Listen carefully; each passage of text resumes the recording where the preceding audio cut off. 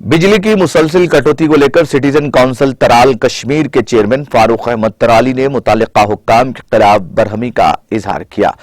उनके मुताबिक फीस में इजाफे के बावजूद भी बिजली शेड्यूल के मुताबिक फराहम नहीं की जाती, जिसकी वजह से लोगों को मुश्किलात का सामना है। तराली इंतजामिया से अपील की कि वो शेड्यूल के मुताबिक बिजली की सरबराही को यकीनी बनाए ताकि अवाम को राहत नसीब हो सके।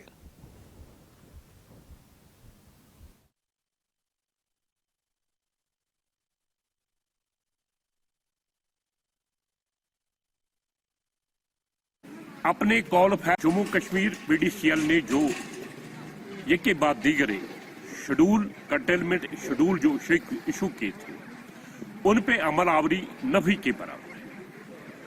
हर 2 घंटे के बाद उन्होंने 2 घंटे की ब्रेक रखी थी जिसमें पावर हमको मुहैया नहीं होगा, लेकिन जिन 2 घंटों के लिए हमें पावर मिलनी चाहिए थी उसमें भी सिर्फ 15 मिनट 20 मिनट आध घंटे की पावर मिलती है। गवर्नमेंट अपने कॉल फैल में उसको बहुत बड़ा तजाद है।